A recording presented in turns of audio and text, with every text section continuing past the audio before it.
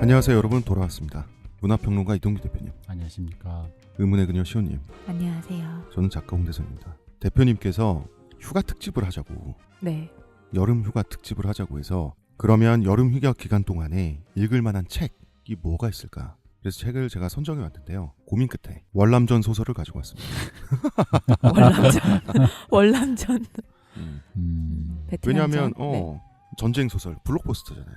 그렇지 않아요? 블록버스터 하려면은 월남전을 모티브로 한 핫한 뭐 마블 코믹스를 들고 왔다든가 뭐 그런 거 해야 되는 거 아니에요? 요즘 핫한데 지금 이거. 핫해? 네. 월남전. 그리고 여름 휴가 기간 월남전이란 말 동안에 자체가 핫하지 않아요. 베트남전, 네. 비에트남. 베트남 월이라고 해야 되나? 네. 베트남전 하면 생각나는 이미지들이 있죠. 뭐가 있죠? 밀림. 그렇죠. 일단 기본적으로 밀림. 고엽제. 내 친구. 맞아.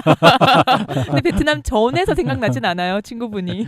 아, 그렇게 말 나온 김에 친구분 잘 낳고 계신가요? 그런가 봐요. 내가 지금 바빠서 보지를 못했네. 저 같은 경우는 우리 아버지. 아버지가 이제 청룡부대원이셨기 때문에 참전 군인이시죠. 참전 용사시죠. 네. 실제 많이 다치고 오셨고. 또 뭐 생각납니까? 뭐 뮤지컬 영화죠, 작품 영화. 하나 있잖아. 페인티 미스 사이공 블랙. 같은 거. 저는 노래 페인티 뭐 블랙. 영화였으니까 영화죠, 영화. 베트남 다룬 수많은 미국 영화들. 굿모닝 베트남. 굿모닝 베트남, 디어 헌터, 플래툰, 람보, 택시 드라이버, 뭐 그냥 줄줄줄이죠, 줄줄. 다. 람보도 베트남전 얘기였어요. 람보 다 아. 베트남전의 용사들에 대한 얘기니까 다 베트남전 얘기죠. 미군이 베트남전이라고 하는 전쟁에서 미국이라는 국가가 패전이라는 정말 충격적인 결과를 받아들이기가 힘들다 보니까 거기서 발생한 감정을 예술적으로 처리를 해야 된단 말이에요. 우리 영화도 있지 않나요? 몇 편? 우리 영화도 하얀 전쟁이었나? 꽤 많죠. 하얀 전쟁이 가장 대표적인. 그것저 이제 원래는 안정효 작가님의 소설이 원작이고요. 명작입니다. 하얀 베트남 전쟁 후에 그 참전했던 사람들의 그 PTSD를 다룬 내용이죠. 하얀 전쟁도 있고 또 여러 가지가 있었는데 지금 알포인트도 베트남전 아닌가요? 알포인트는 아닐 거예요. 아니에요? 아마. 알포인트 베트남전 아니에요? 아니에요? 그런가? 맞는 것 베트남전이었나? 같은데? 맞을걸? 가물가물하네. 맞는 거 맞지 싶어요. 베트남. 그러니까 베트남을 소재로 한 영화는 많죠. 뭐 국제시장도 베트남 얘기 나오고, 그러니까 포레스트 검프도 베트남 얘기 나오고, 이게 어떤 근대사의 인덱스다 보니까 네. 근대사를 다루는 얘기에서는 거의 뭐 빠질 수 없이 등장하고, 그거를 스쳐 지나간 사람들 얘기부터 시작해서 그거 안에 심연으로 떨어진 사람들 얘기까지. 그리고 우리 때는 또 유명했던 게 머나먼 정글 드라마. 옛날에 머나먼 거기 나왔던 송바강도 그 있었어. 노래. 그렇지, 머나먼 송방도 있었네. 거기 빅두이라고 나름 페인티 블랙. 핫했죠 한번. 페인티 블랙 그래. 이 노래 앤더슨 굉장히 상사. 좋아하거든요. 그러니까 그 정도였지. 베트남전에 대해서 잠깐 먼저 개요를 설명을 드리자면, 원래 베트남은 프랑스의 식민지였죠. 프랑스가 캄보디아, 라오스, 베트남까지를 묶어서 인도차이나. 그때 나왔던 영화가 연인 아닌가? 그 연인. 시대를 다룬. 아 그래요? 그렇죠. 그게 그게 그때 연인. 거예요? 그게 프랑스 소녀와 역으로 돼 있잖아. 베트남 부유층과의 화교죠 원래는. 중국인이죠. 그런 얘기였죠. 그렇구나. 장하고였나요? 토니룡. 토니룡이 누구지? 영어 이름밖에 생각이 안 나. 어쨌든 그렇습니다.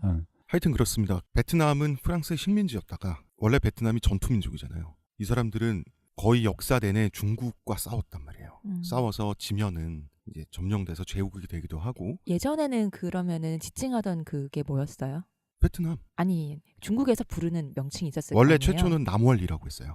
월남이 아니라 남월이라고 했다가 그것이 글자가 순서가 바뀌어서 월남이 된 거죠. 중국에선 예전에 남월국이라고 부른 거예요? 그렇죠.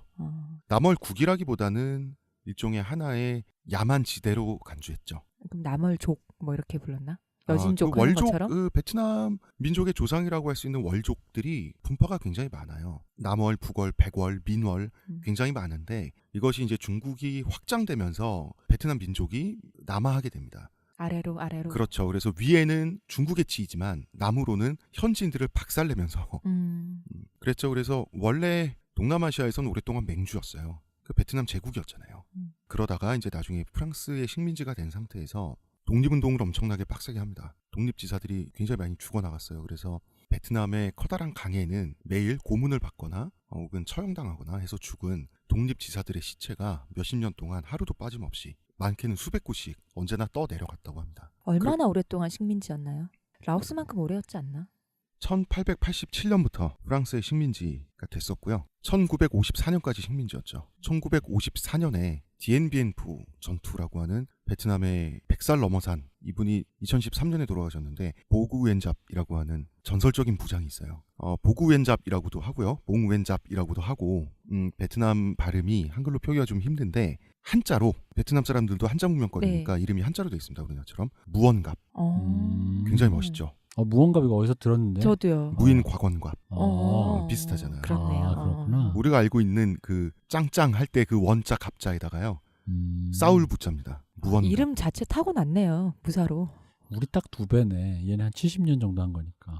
와, 식민지 2세대가 그냥 넘어가네. 그래서 무언갑 장군이 지휘한 디엔비엔프 전투에서 프랑스가 작살나죠. 세계적인 사건입니다. 정말 대등한 상태에서 무슨 뭐 미국의 원조 이런 거 없이 독립운동 세력이 자체적으로 그 싸워서 그렇죠. 몰아냈다는 게. 제국주의 본국을 싸워서 이겨서 몰아냈다는 것은 대단하죠. 물론 이전에 이래저래 일들이 많습니다. 2차 세계대전 기간 동안에 프랑스가 독일에 한번 먹히잖아요. 비시프랑스. 그러면서 혼란이 시작이 되죠. 비시프랑스라는 게 뭐 식민지에 대한 지배력이란 게 있었겠어요? 독일의 괴뢰국인데. 그 상태에서 태평양 전쟁이 발발하게 되는데 일본 군들이 쳐들어옵니다. 일본 군들이 쳐들어와서 베트남의 마지막 황제인 바오다이라고 하는 인물을 만주국의 마지막 황제 푸이처럼 괴뢰 황제로 앉혀요. 물론 베트남 사람들은 안 믿었죠. 우릴 쟤네가 독립시켜준다고? 베트남 사람들 바보겠어요? 이때 호치민이 일본군과 싸우면서 미국의 원조를 받습니다. 그래서 베트남 수뇌부들이 미군의 군사훈련을 받아서 그렇게 정예가 된 거예요. 아이러니하게도. 자, 2차 세계대전 끝나고 프랑스는 다시 돌아왔죠. 비시프랑스가 아니라 원래 프랑스로 돌아오니까 슬슬 식민지들 다시 접수해야지 하고 다시 무수공산이 된 베트남에 자기네 군대를 진주시킨 거예요. 이미 베트남 독립운동 동맹, 그래서 월맹이라고 하죠. 베트민이라고도 하고. 이미 베트민은 우리나라로 치면 상해 임시정부라고 생각하시면 돼요. 월맹들은 인정할 수 없죠. 당연히. 그래서 그럼요. 당연히. 그래서 프랑스와 싸워서 프랑스를 물리칩니다. 독립을 쟁취하는데요. 이때 월맹은 근거지가 북부였고 프랑스의 식민 전부는 남부였어요. 즉 북부와 남부의 싸움이라고 우리가 볼 수가 있는데 프랑스가 디엔비엔프 전투에서 지고 나서 휴전 협약을 했단 말이에요. 베트민이랑 어떻게 협약했냐면 베트민도 프랑스가 지배하던 권역이나 시스템을 그대로 홀랑 가져갈 수 없으니까 지금까지 식민 지배를 한 책임을 져야 되잖아요. 아무리 전투에 져서 쫓겨가는 거라도. 그래서 남북 베트남 전체 전 국토 통합 총선까지를 프랑스가 지원하고 관리를 해준 다음에 완전히 철수하기로 약속을 했단 말이에요. 근데 프랑스 입장에서는 만사가 귀찮은 거죠. 지금 세계적으로 망신살 뻗치고 져가지고 쫓겨나는 건데 선거하는 것까지 다 관리해주고 경찰력까지 제공해주고 싫단 말이에요. 그래서 프랑스는 그냥 나가버려요. 약속도 안 지키고 튀어버려요. 그 3개월 동안에 그 무주공산이 된 베트남. 이 프랑스가 이 베트남전의 비극이란 것을 사실 프랑스가 만들었어요. 그 3개월 동안 그 짓거리 하지 말았어야 된다고. 책임을 좀 져야지. 약속을 그렇게 했는데. 그러면 베트남 남부가 권력 공백이 생기잖아요. 이것을 미국이 치고 들어오면서 베트남전이 발발합니다. 뭐가 되냐면 월맹이라고 하는 게 공산 세력이란 말이에요. 얘네가 베트남 전 국토를 자기 그 정치 세력화 할 것 같단 말이에요. 당시 미국의 도미노 이론이라고 있죠. 하나가 빨갛게 되면은 계속해서 주변이 다 빨갛게 된다는. 그렇죠. 그래서 베트남이 빨갛게 되는 것, 적화통일이 되는 것을 두고 보면 동남아는 넘어간다라고 생각을 한 거예요. 그래서 미국은 남 베트남만은 지키자, 자유세력권으로 해서 통킹만 사건을 일으키죠. 통킹만 사건은 통킹만이라고 하는 그 만이 있습니다. 만의 이름인 거죠. 거기에 구축함을 보내가지고 소위 말해서 신경을 긁어요. 월맹의 신경을 긁습니다. 거기서 월맹 측에서는 이것이 월남해, 그러니까 남베트남의 군함인 줄 알고 공격을 해요. 여기서 1차 교전이 일어납니다. 그러고 나서 2차 교전도 있었다고 미국이 거짓말을 하죠. 사건을 조작합니다. 그리고 선전포고도 하지 않고 군대를 진주시킴으로써 월남전이 발발하게 됩니다. 이게 월남전의 개요고요. 지금 저희가 소개해드릴 책은 전쟁의 슬픔이라는 책이에요. 우리는 지금까지 미국 측, 서구 측의 입장에서 쓰여진 월남전 이야기를 많이 접해왔죠. 작가는 월남전에 참전한 베트남 사람입니다. 바오닌이라고 하는 현대 베트남을 대표하는 문학가고요.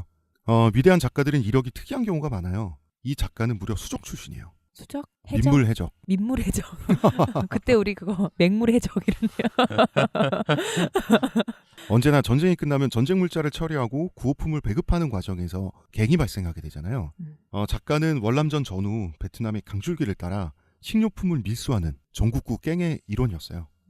심지어 갱스터로 꽤나 잘 나갔던 걸로 보입니다. 바우닌이라고 하는 작가는 1952년에 출생을 했습니다. 있는 집 자식이었어요. 중산층의 자식으로 고등학교까지 졸업하죠. 당시 베트남에서 1952년생이 고등학교를 졸업했다는 것은 엘리트란 얘기죠. 우리만 생각해봐도 좀 비슷하지 않을까요? 우리도 저 연배 분이 고등학교면 거의 대학교 나오는 수준이었잖아요. 뭔가 베트남도 그랬지 않을까. 그렇습니다. 그래서 17살에 졸업을 하고 베트남 인민군에 자원 입대합니다.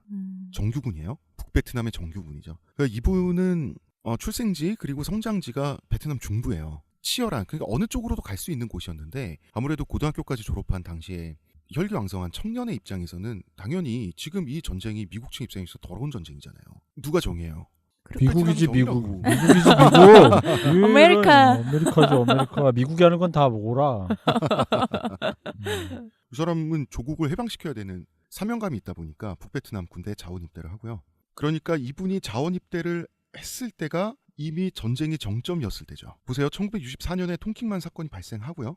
1965년에 본격적으로 월남전이 시작이 된 건데요. 전쟁이 절정에서 이제 치달아갈 때, 마지막 하이라이트로 치달아갈 때 고등학교 졸업하고 바로 인민군이 된 거예요. 거기도 북한 인민군 말고 거기도 네. 인민군이라는 표현을 쓰니까 공산권에서 가장 흔한 일개 병사라고 할 수 있는 AK-47 소총수, 칼라시니코프 소총수로 3개월간 훈련을 받고요. 바로 전선에 투입됩니다. AK-47 하니까 그 옛날 메달 오브 어너였나? 그 오락 처음 나왔을 때 러시아 편 할 때 네. 정말 눈물 났는데. 왜? 왜 러시아는 AK-47로 쏴요? 그 중간에 이제 연합군의 이제 그 진지가 바뀌는데 러시아 편 들어가면 이제 처음에 2등병이에요. 시작하면 들어가는 순간, 그러니까 미국 쪽에선 시작하는 게 노르망디 상륙 작전이거든. 그것도 지옥 같은데 연합군은 더 지옥 같은 게 러시아 쪽은 총알만 줘. 총은 없어요? 그럼 나가면 저기 시체점 산더미 쌓여 있잖아. 거기서 총을 집어가지고 쏘라는 거야. 탈취해서. 근데 그게 이제 실제로 그랬대. 그래가지고 에너미 앳 더 그거잖아. 게이트라고. 스탈린그라드 전투. 스탈린그라드 전투. 그래서 에너미 앳 더 게이트라고 주드로가 나왔던 그 영화, 저격수 나왔던 그 영화에 보면은 그 영화가 이 시작이 여기랑 똑같아.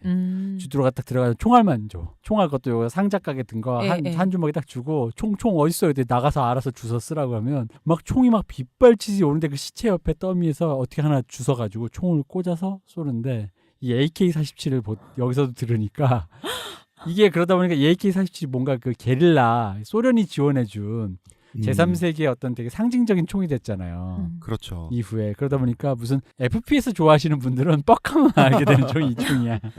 지금이야 로망이죠. 남자의 남자의 로망이지. AK-47 한정을 들고 정글을 누비는 이 사람한테 로망이었겠어요? 그럴 리가 없죠. 바우니는 가장 치열한 전선에 투입이 돼요. 수많은 전투를 치르면서 끝까지 살아남습니다. 훈련소 졸업과 동시에 27 소년 여단이라는 군대에 편성이 됐어요. 10대다 보니까. 소년 여단. 이 편성이 500명이었는데요. 아이돌 그룹 이름 같다.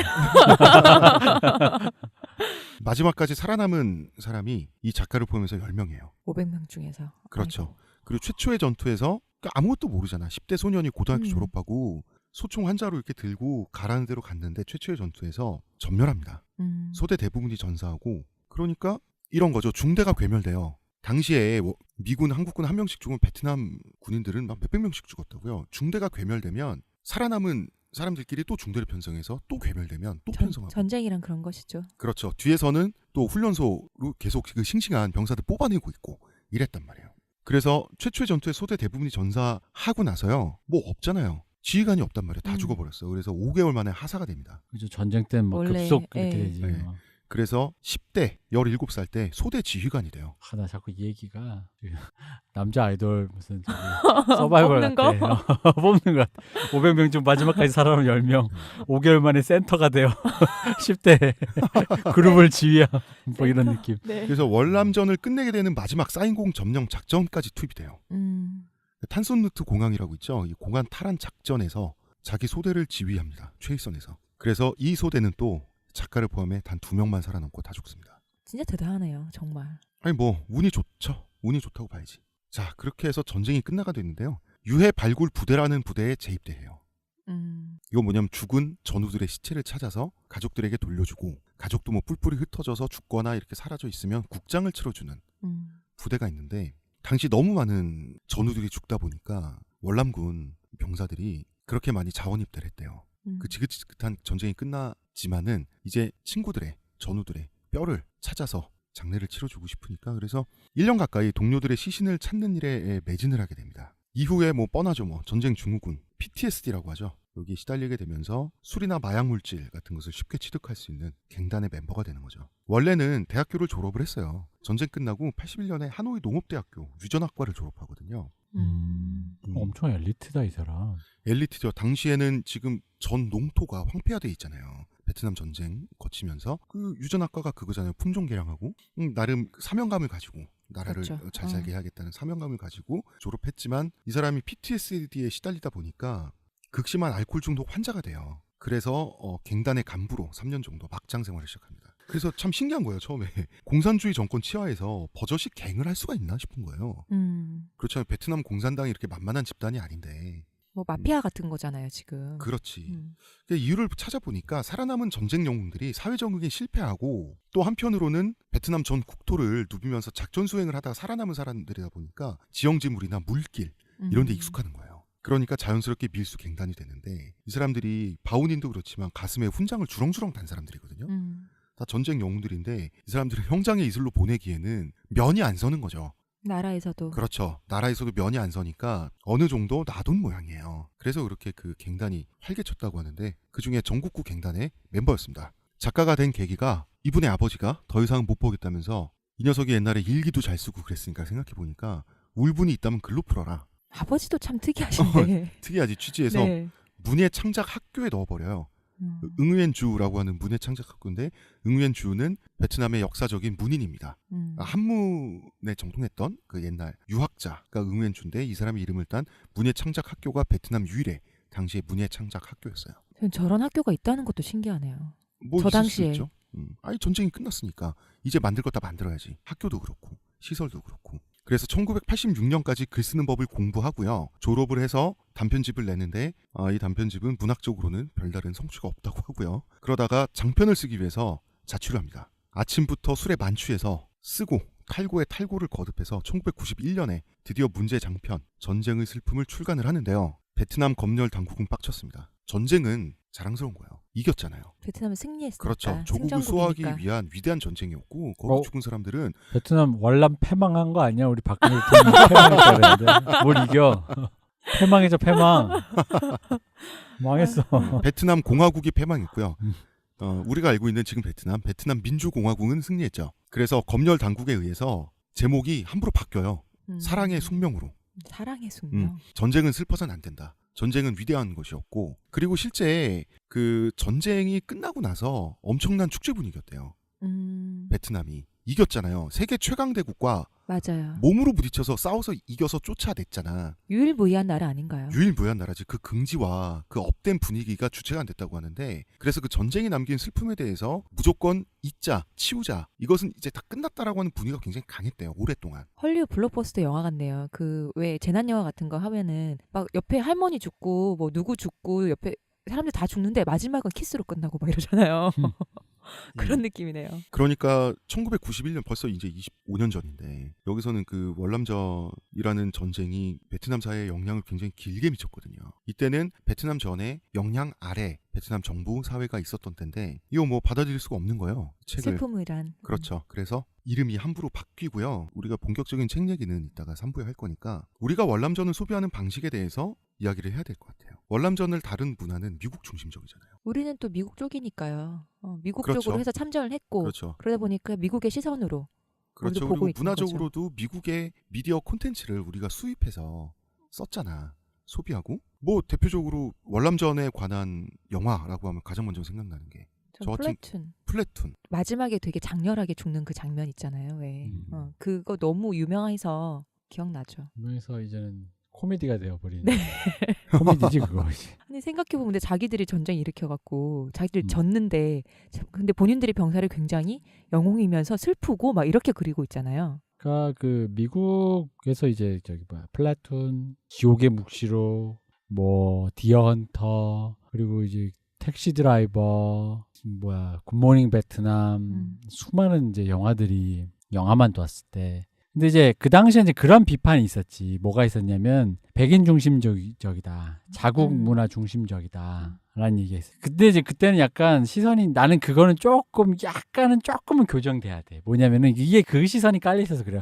아, 니들이 전쟁 일으켜놓고 전쟁 갔다 와서 우울하다 슬프다라고 얘기하는 거 형용모순 아니냐인데 아니 그렇진 않지. 그치. 근데 전쟁을 일으킨 주체와 끌려가서 싸우고 온 사람들은 다르잖아요. 그치. 근데도 그게 미국 문화 컨텐츠다 보니까 그런 시선이 깔려 있었던 게 맞아요. 그러다 보니까 영화 내부에 조그마한 한계가 드러나는 순간 컵보라고 이 미국 놈들은 결국은 자뻑한다라는 게. 그래서 예를 들면 니네가 일으켜놓고 왜 니네가 우쭈쭈 해달래? 약간 이런 그렇지. 느낌? 그렇죠. 이제 이게 월남전이라는 전쟁이 미국의 환상을 깨트리죠.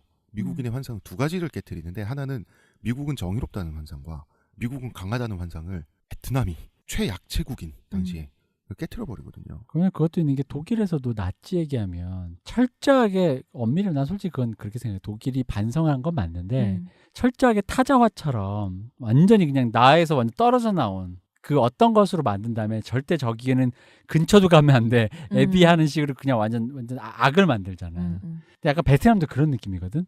미국 쪽 좌파들이 특히나 완전 그냥 저것은 실패한 그런 어떤 악의 덩어리. 그러다 보니까 근데 그 내부에 아까 홍 작가님 말했던 것처럼 전쟁을 킨 주체와 그 안에서 참가해서 희생했던 그런 사람들에 대한 얘기는 개별적인 결이 다른데 그 얘기를 그렇게 소비하기가 좀 힘든 거예요. 그 당시에. 그러니까 이 트라우마, 이 월남전이라고 하는 트라우마란 게 자가치유를 위해서 이제 진화하고 변질되는 것인데 영화 람보 1은 반전 영화죠. 반전 영화죠. 월남전 가서 망가져 온 사람이 베트공들의 전술 그대로 미국의 시스템을 괴롭히는 영화죠. 맞아요.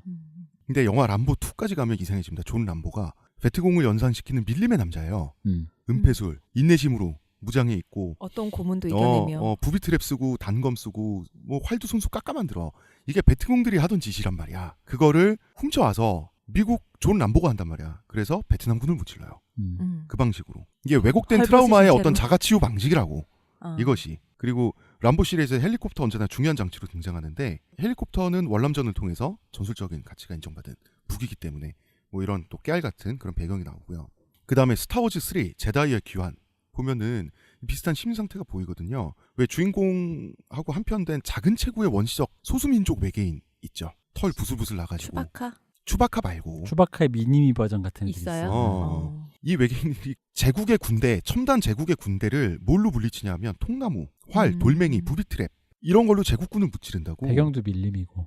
배경도 밀림이고. 그러니까 우리를 무찌른 이 사람들이 사실 우리 편인 것처럼 이렇게 자가치유하는 거라고. 슬쩍 이 대상과 이걸 바꿔가지고. 그렇죠. 그러니까 이런 베트남전 이후 미국의 영화 시장을 보면 도코다이 혹은 뭐 2명, 3명 원시적인 전법을 가지고 현대적인 적을 물리치는 마초 영웅물이 수없이 나옵니다. 이게 월남전의 역량이에요. 자기네들이 진 방식 그대로 거꾸로 그거를 이제 뭐라고 해야 돼? 뭐 소위 말하는 자위한다고 하죠. 그걸 나의 내면화를 시켜서. 그렇죠. 그리고 이제 뮤지컬 미스 사이공 같은 경우는 이제 멜로의 변종이죠. 내가 침략하러 갔지만 날 사랑한 그 여자. 베트남 여성이 심판이에요. 베트남 남성과의 사랑 싸움에서 승리하죠. 미군 승 이렇게 되죠. 얼마나 자위적이야. 여자도 날 좋아한다고. 그리고 완전 오리엔탈리즘이잖아. 백인 서양 남자와의 사랑에 운명을 거는 지고지순한 동양 여자. 이것들이 전쟁에서 지니까 아주 그냥 이런 걸로 말이야. 그래서 이게 영국 뮤지컬이긴 하지만 물론 제작 국가가 이게 미국 브로드웨이에서 개막하기 전에 티켓이 얼마어치가 예약된지 아세요?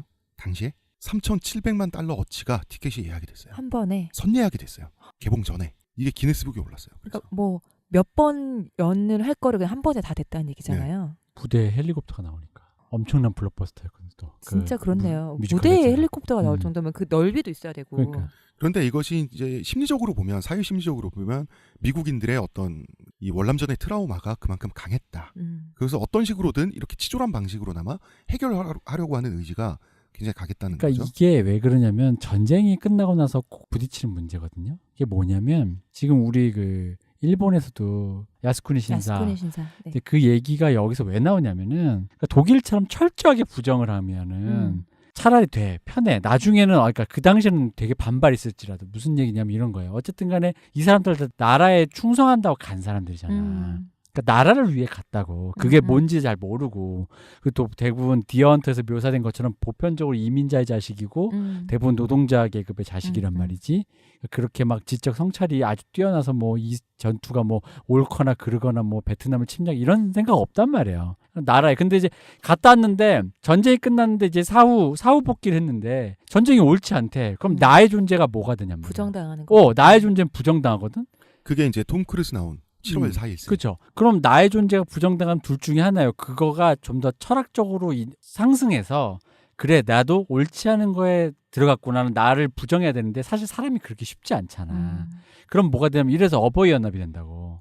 아니 그 전쟁이 뭐가 잘못됐어. 그게 다 베트콩 놈들 다 때려잡은 거지. 그 야스쿠니 신사도 마찬가지라는 거지.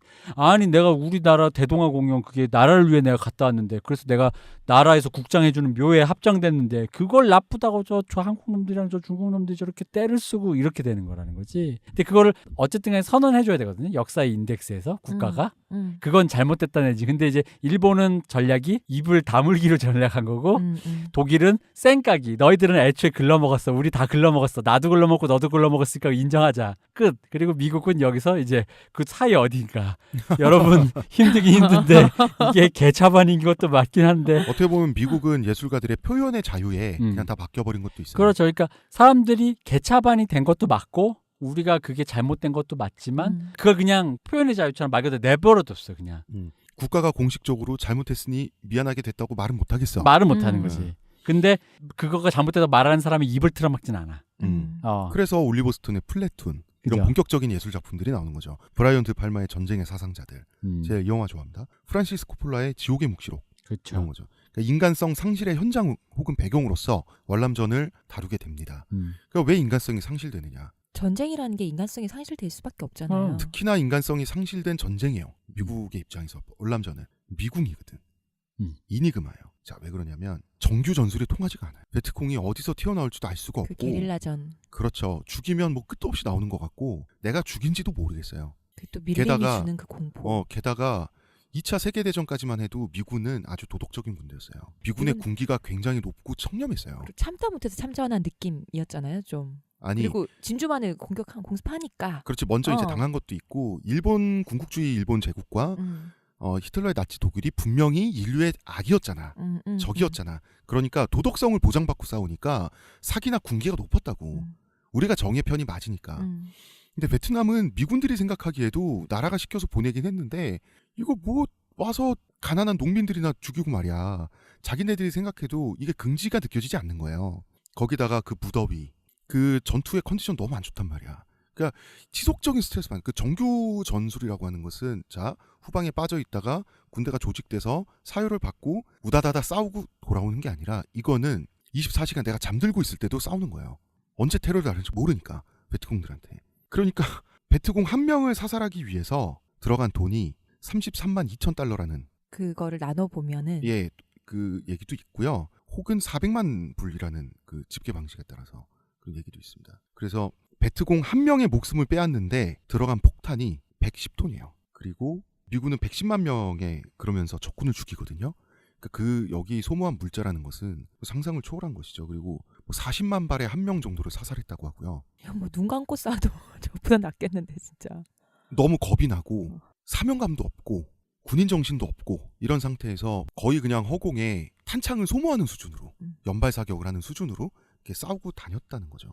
어떤 일도 있었냐면 이 미군의 타락을 좀 얘기를 해야 될 것 같아요. 월남전 당시에 미군의 군기 문란이라는 건 전설적이에요. 어떤 일이 있었냐면요. 그렇게 다리 부상자들이 많아요. 왠지 아세요? 헬리콥터, 헬기 조종사들이 얘네들이 빨리 내려야 자기는 그 총알이 빗발치는 이 전투 지역에서 안전하게 갈 거 아니에요. 근데 안전하게 내려주려면 착지를... 지상에 가깝게 헬리콥터가 내려와야 되잖아. 그러기 싫은 거예요. 그래서 발로 차서 떨어뜨리고 도망가는 거예요. 자국 군인들을. 그래서 다리 부러지고 부러진 채로 죽고 그렇죠. 이랬단 말이에요. 그 더위에. 지금 뭐 1969년에서 1971년 사이에 2년이 안 되는 기간이죠. 베트남에 파병된 미국의 헤로인 사용 비율은 무려 22%. 헤로인, 마약을. 하드한 마약인데요. 부상병의 41.6%가 마약 복용의 후유증으로 후송이 된 거예요. 다 일단 기본적으로 대마초를 피우고 있었고 거기에 이제 약간 조금 강하게 가려면 헤로인을 하는데, 그러니까 기본적으로 거의 대마초를 하고 있는 상태에서 그 지옥의 묵시록 배경이 그런 느낌인 거예요. 그러니까 지옥의 묵시록 보면 애들이 미쳐서 날뛰는데 약간 비정상이거든요. 저렇게까지인데 그게 이런 약에 분위기, 절어서. 이렇게 알고 있고, 또 군기가 태만한, 왜 정규군에서 봤을 때 그 군기와 좀 벗어나 있는 느낌 있잖아. 얘들 부대는 왜 이래, 분위기가 이래, 이런 거. 그게 다 이런 대마초 먹고 그냥 애들이 그냥 다. 근데 저거를 어디서 공급받아서 했어요? 그러면 마약이랑 그거를 나라에서 공급을 해준 건 아닐 거 아니야? 밀수죠. 당시에 남베트남. 남베트남의 부패와 밀수 이런 문제가 심각했기 때문에 총알 팔아서. 저 혹시 그 40만 그 발 중에 상당수는 그리고 종전후에 월남전에서 전역한 전투병의 25%가 마약 관련 사건으로 체포됐어요. 왜냐면 이게 더 심했던 게, 다쳐서 이러다가 이렇게 마약 피우다가 전투를 했는데 전투에서 이제 집중력이 떨어지니까 이렇게 전투에서 실려가잖아요. 네. 병원에 가면 병원에 있는 애들이 다 대마초를 피우고 있었대.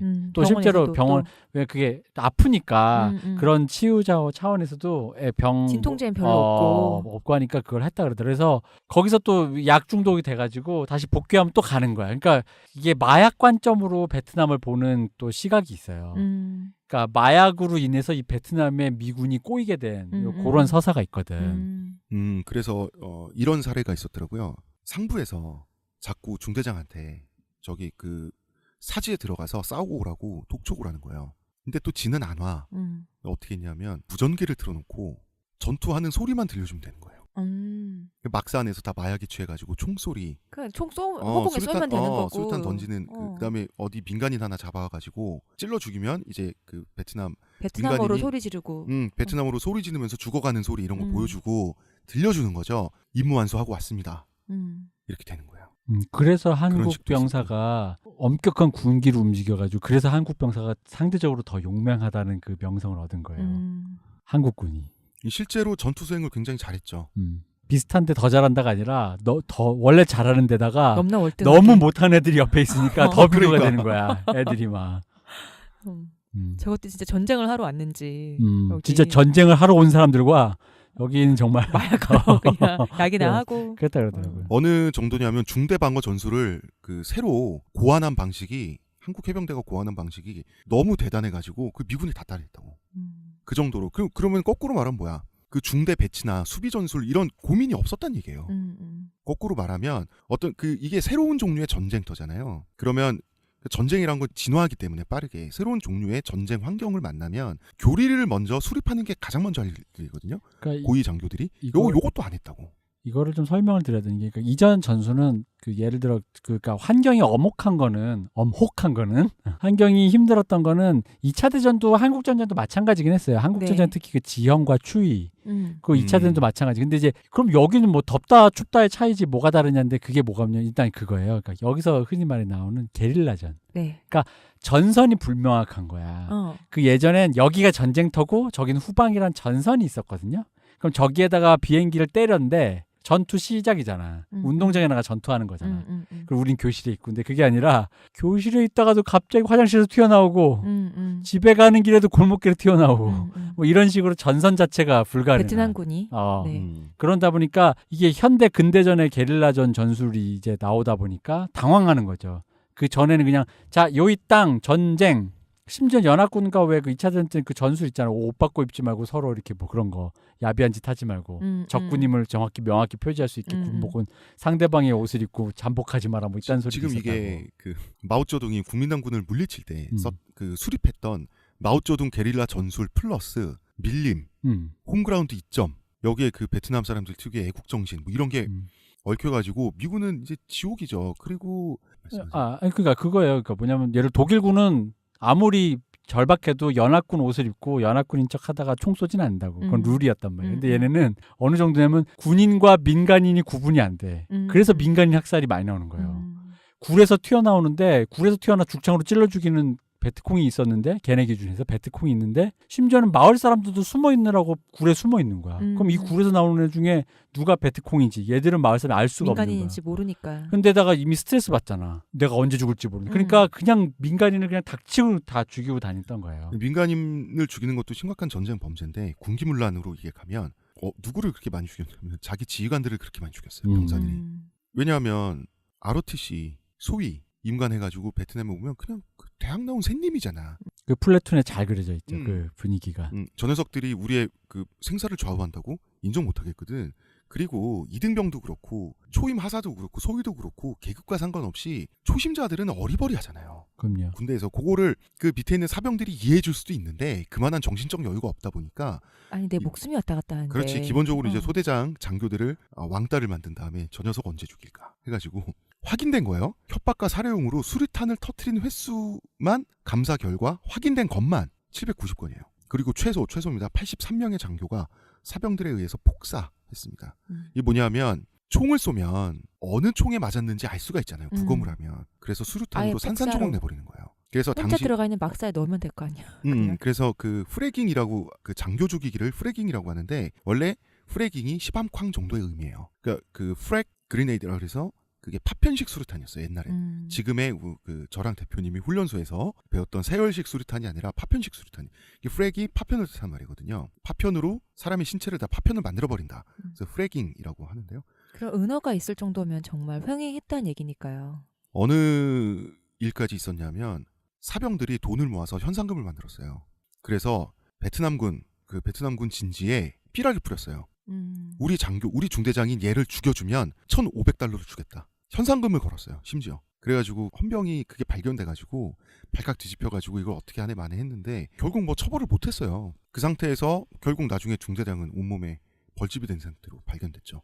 누가 죽였겠어요? 부하들이 죽였겠지. 이런 게 다 넘어간 거예요. 이렇게 넘어간 거 빼고 이렇게 노골적이었는데도 넘어갔다고. 정말 너무나 확실한 것만 83명. 실제로는 그래서 수천 명 단위라고 하거든요.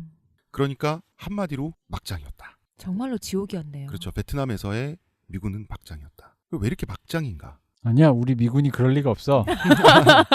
왜 이렇게 막장인가를 예술가들은 그리고 공부하는 사람들은 전쟁이 끝난 다음에 고찰을 해야 되잖아요. 그래서 나온 것들이 뭐 가장 끝까지 간 게 지옥의 묵시록 같은 거죠. 거긴 아예 선악의 피안이잖아. 거기는 선악의 경계를 넘어서 버리잖아요. 그냥 거기서는 이제 전쟁 행위가 네. 나의 생존 조건인 거야. 내가 살기 위해선 전쟁해야 돼. 이 사람들은 어디를 갈 수가 없어. 실제로 PTSD가 그런 경우가 많아요. 이 사람들이 대부분 왜 나중에 되게 용맹했던 사람들이 다른 전쟁터 용병으로 가게 되는 이유가 일상생활이 불가능하거든요. 그런 긴장의 역치도, 그러니까 이 사람들은 편안한 게 아니야. 긴장감의 그 역치가 이게 제공이 안 되니까 그걸 느끼려고도 간다고도 하고 실제로도 그런 어떤 PTSD를 그나마 정신없는 그 전쟁터의 상태에서는 조금 이렇게 완화가 된대요. 차라리 그 공간이 더 편한 거죠. 아무것도 없는 일상 지금 그냥 나라로 돌아오는 이 일상이 외려 더 불편하고 힘들고. 그래서 그러니까 이제 당연히 이제 이 사람들에게는 이제 완전히 그냥 조건이 돼 버리는 거야. 그렇죠. 이제 베트남이 미궁이라고 하는 이니그마라고 하는 그 공간적인 조건, 문학, 영화 이런 곳에서는 인간성에 도전받는 윤리적 미궁으로 확장이 되는 거죠. 그래서 미국인들에게 베트남이라고 하는 미궁은 어느 지점부터는 더 이상 현실적인 공간이 아니야. 여기에 딱 가면 플래툰도 그렇고 여기에 딱 가면 인간의 영혼이 그때부터 시험대에 올라요. 나 어릴 때는 좀 그랬어. 왜냐면 베트남전 난 잘 모르는데 네. 우리 알아봤자 6.25잖아. 그렇죠. 근데 쟤들은 저렇게 베트남에 집착할까 그랬거든. 참 베트남 전쟁 영화 정말 집착하잖아. 엄청 집착해. 왜 저렇게 베트남이 많지? 쟤네가 전쟁한 것도 많잖아. 2차 거기서 대전도 미국의 많고. 바닥이 드러났기 때문이에요. 헤어나올 수가 없는 거지. 근데 또 웃긴 건 베트남을 내가 이해가 안 됐다니까. 베트남전 예를 들어 영화나 드라마는 진짜 많이 나오는데 나오면 다 욕해. 미국 어쩌고저쩌고. 근데 욕을 먹으면서도 왜 만들지? 그게 이상했어 어렸을 때는. 거기서 헤어나오기 힘드니까 그런 거예요. 그래서 이게 인간의 영혼이 시험대에 오르는 철학적이고 추상적인 곳으로 이게 그러니까 현실성을 벗어나 버려요. 그러니까 상식을 벗어난 이 세계가 되잖아. 그래서 이 공간은 인간으로 하여금 상식을 벗어나도록 강요하면서 영혼의 순수성을 끝까지 지키면서 죽어가는 사람도 나오고 플래툰, 전쟁의 사상자들 이런 영화를 보면 혹은 완전히 타락해서 괴물이 돼버린 인간들도 나오지. 베트남전 자체가 미국인에게는 너무 큰 그 자존심의 스크래치? 내 나라 가장 미국 룰 이렇게 하고 있었는데. 그래서 거의 그 미국인들의 정신이 거기서 네. 완전히 벗어나기 힘들다고요. 그 공간의 특성으로 가면 또 미궁이 되고 시험대가 된다고. 즉 인간성을 시험하는 시험대로서 지금은 월남전이라고 하는 시공간을 활용하죠. 미국의 예술가들이. 왜냐면 이제 월남 그 당시가 미국 우리나라처럼 미국의 세대 갈등이 본격화된 그 히피들과 젊은이들이 에이. 나오면서 그리고 그 당시에는 이제 흔히 말하는 미국의 그 백인 중심의 사회에서 살던 그냥 평범하신 분들, 우리로 치면 이제 산업화 세대 정도 될 거예요. 산업화 세대 이후에 우리로 치면 오히려 우리에게는 우리도 70년대 비슷한 문화가 있었긴 했죠. 청년 문화. 근데 내가 봤을 때 좀 더 본격적으로 갑툭튀로 이렇게 충돌했던 건 청년 문화보다는 오히려 90년대가 더 가까운 것 같아요. 서태지 때가.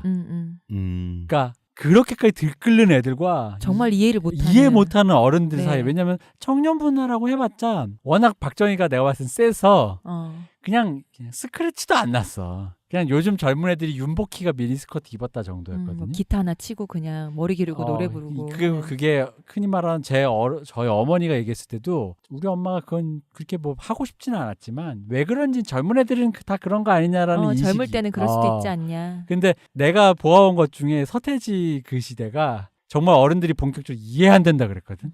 정말 골이 생긴.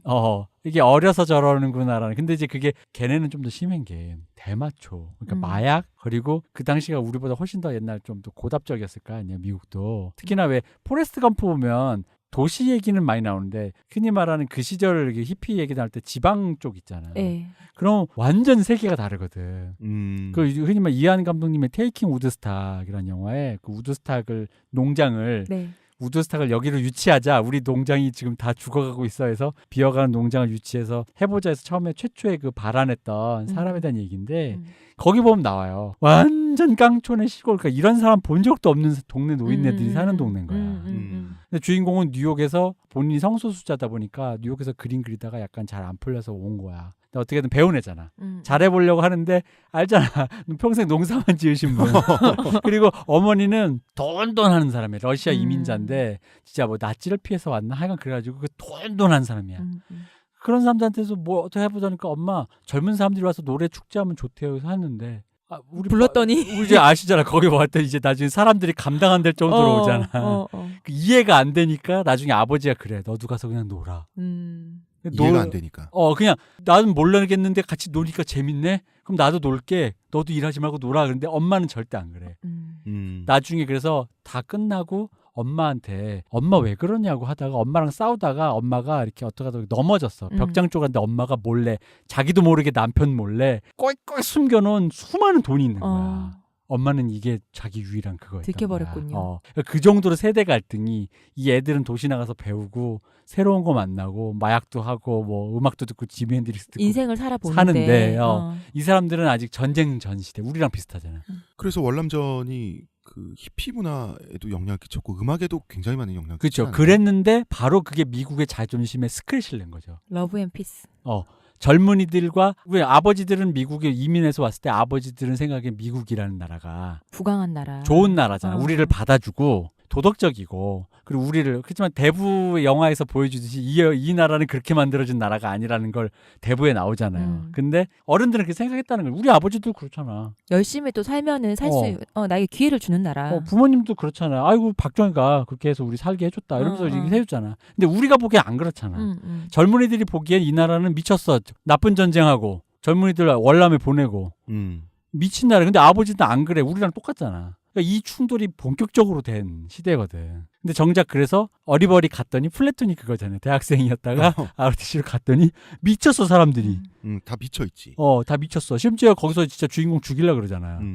이 방금 말한 그 얘기. 장교가 어리버리하고 장교 어리버리하고 저쪽에 이렇게 밀어놓고 막. 그러니까 미국인들이 보기에 플래톤의 주인공들도 그렇고요. 베트남이라고 하는 것은 질서를 잃어버린 카오스죠. 지옥이죠. 그랬는데 웃긴 건 돌아왔는데 아까 그 얘기. 뭐가 없어. 영혼의 보상을 해주던. 뭘 해줘야 될 거 아니야. 당신은 위대한 구국전사입니다. 뭐 해줘야 될 거 아니야. 희생에 대한 최후의 보루가 명예잖아요. 명예도 없어. 명예도 없고 돌아왔더니 잘못된 전쟁에 참가한 사람. 베트남전에서 딱 멋있게 돌아왔더니 군복 입은 그 야상을 입으면 옛날에는 동네에서 우리 지금 뭐 멋있는 용사 2차 대전의 참전 용사였는데 전쟁 히어로였는데 월남전에 참가했던 그 야상을 입으면 거의 그 젊은 애들이 쓰레기 같은 눈으로 쳐다보는 거야. 학살자 같은 새끼. 이 사람들 좀 안 된 게 아직도 미국의 노숙자들 중에 월남전 참전자들이 그렇게 많다고 하고. 맞아요. 그리고 그 야상을 입고 있어. 그래서 그 미국 드라마에도 그런 상징성이 있어. 그러니까 말도 안 통해 꼰대에 저 뭐라 그러지? 클래스가 낮은 그러니까 계급 차이가 저 밑에 있는 사람들의 그런 류의 얘기들. 그리고 되게 슬픈 게 디어 헌터 보면 로버트 드니로가 전쟁 히어로로 전역을 해서 네. 그 동네가 이제 그 동네 철공 공장 있는 좁은 동네인데 친구들이 무사히 돌아온다는 생각에 동네에 플래카드 걸고 파티를 준비해. 네. 그래서 막 차 택시를 타고 들어가는데 동네 입구에서부터 플래카드가 보이는 거야. 로버트 드니로가 그걸 보자마자 그대로 그냥 직진하라 그래. 그러니까 그 피곤함에 사람들과 놀 수가 없는 거야. 그리고 나서 어디로 가냐면 그냥 모텔에 아무데나 들어가, 여간방에. 근데 여간방 혼자 있잖아. 지금 쫙 빼입은 A급, 흔히 말해 A급 딱 X급 있고 쫙 빼입은 저녁한 침대에도 걸터도 못 앉고 침대 구석에 이렇게 쭈그려 앉아요. 이렇게 멍하니 보고 있는 거죠. 그러니까 그 피곤함을 이길 수가 없는 거야. 자기가 뭘 했는지도 몰라. 그런 상황이거든. 이게 베트남전이 얘들한테는 거의 진짜 그런 거야. 그러니까 뭐 대우해 주는 것도 없고. 톰 크루즈는 또 다르지. 7월 4일생에 나온 톰 크루즈는 자기 희생이 자랑스럽고 억울하기는 하지만 억울한 만큼 사회가, 사람들이 날 인정해줘야 되는 거야. 그죠. 그런데 결국은 마지막에 그 심경 변화를 일으켜서 반전 집회에 참석하는 걸로 끝나죠. 맞아요. 반전주의자가 되는 걸로 끝나죠. 그러면 톰 크루즈가 얻은 것은 무엇인가? 전쟁은 나쁜 것이다. 그죠. 그거지. 라는 것밖에 없는 거예요. 자기 다리를 잃어가면서. 뭐 그렇기 때문에 그 영화가 감동적이긴 한데, 자, 여기까지 정리를 하고요. 그래서 질서를 잃어버린 카오스, 지옥, 바로 이러한 장소가 이 당시 월남전을 다룬, 베트남이었던. 그렇죠. 월남전을 다룬 그 미국의 매체 콘텐츠의 배경으로 등장한단 말이에요. 그런데 바로 그렇기 때문에 제가 전쟁의 슬픔을 가지고 왔습니다. 거꾸로. 왜냐하면 생각해보세요. 베트남 사람들에게 베트남은 그 미궁도 지옥도 아니에요. 사는 곳이죠. 조국이에요. 내 이미 삶의 질서 있고요. 터전이죠. 전통 있고요. 거기 우리랑 비슷한 유교 한자 문명권 있고요. 그 윤리, 관습, 뿌리 깊은 문화 다 있는데요. 기본적으로 본질적으로 사람이 사는 곳이고 전쟁 전에는 평화로웠던 곳이고 이란 말이에요. 뭐 비록 식민지 생활을 했지만 그렇죠. 그래도. 즉 미군들의 눈에는 가면은 덥고 습기 차고 뭐가 있는지도 모르고 끝없이 정글이 펼쳐져 있고 야만의 저기서 어떤 그렇죠. 곳인 것 같지만 사실은 그게 아니라 그렇지만 베트남 사람들에게는 평화롭게 잘 살다가 무너진 질서인 공간이에요. 외부인에 의해서. 그렇죠. 그 전혀 시각이 달라요. 저기 뭐야 그 두 가지인데 네. 하나는 그 여기가 터전이라는 거에 대한 그 타자의 시선이 어떻게 나오냐면 플래툰에 보면 첫 장면 전투 아마 게시할 때 그 기억나시는 분이 계실 거예요. 그러니까 밤에 보초를 쓰는데 저 앞에 부비트랩이 있어. 저거 네. 건들면 분명히 저 나쁜 놈인데 앞이 안 보이잖아요. 앞이 안 보이니까 이게 밤인데 가만히 있어야 되는데 가만히 있을 수가 없는 게 뭐냐면 이만한 엄지손톱만한 개미가 자기 귓구멍 쪽 근처로 막 지나다니고 막 하는 거야. 그러니까 참을 수가 없는 거야. 도시에서 오는데. 그렇죠. 예, 그 방금 말씀하신 게 굉장히 상징적이에요. 엄지손톱만한 개미가 몸을 막 기어다니면 참을 수가 없죠. 그 며칠 전까지 아주 그 세련된 문명 안에 있었는데. 근데 이게 사실 아까 말씀하신 거기서 살던 애들은 그냥 거기서 농사 짓고 아니 살던 거잖아 그냥. 그 벌레 있잖아요. 베트남 밀림에서 영양 간식이잖아. 기름에 튀겨서. 우리가 먹는 번데기 같은 거라고. 아니 우리로 쳐도 나도 도시에서만 자라서 어릴 때 처음 시골 갔을 때 그 문화 충격을 잊을 수가 없거든. 화장실이라든지. 화장실 내렸을 때 그 비료 냄새라든가 처음 보는 그런 진짜 큰 개미가 막 개미들이 보통 서울에 있을 때 학교 운동장에서나 보니까 지나가는데 점 찍어놓은 정도로 생겨야 되는데 그게 아니라 막 기어 올라와 막 기어 올라오고 나라도 다니고 막 바퀴벌레 날아다니는 것도 처음 봤어 막 그래가지고 막 그런 충격이 거기에 이제 그 시선들이 되게 담겨 있거든. 거기에 미지의 존재의 공포에 대한 거 겹쳐지니까 뭐겠어요. 처음 보는 공간에서 마주치게 되는 어떤 그런 악이잖아. 악 그냥 순수한 퓨어 이불인 거야 자기한테는. 그런 느낌인 거지. 자, 요걸 상상하시려면 나는 홍 작가가 이걸 왜 가져왔는지 이제 알아. 더운 여름에 습한 여름에 네. 선풍기도 끄고 이 소설을 읽으면서 전쟁의 참혹함과 베트남의 현장을 느껴보라고. 맞습니다. 이 습도 70%가 넘는 이 8월에 우리보다 더 덥겠죠? 말도 안 되게 더 굉장히 덥죠. 습도가 높다고 들었어요. 덥기도 더운데 베트남이 되게 습도가 높아서 빨래 잘 안 마른다고. 그래, 그런 얘기 그 들은 적이 얘기는 있는데. 있더라. 네. 그러니까 왜 더워도요. 온도가 똑같아도 마르게 더우면 사람이 좀 견디는데 습해버리면 정말 힘들잖아요. 인도의 뜨거움과 일본의 습함을 겸비한 곳입니다. 근데 그 겨울엔 또 춥다네. 추운 곳이 있는 거죠.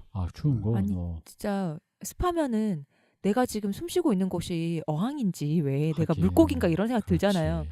곧 아감이 돋을 것 같고 막. 자, 그럼 우리는 드디어 여름에 전쟁의 슬픔 읽어야 될 적기.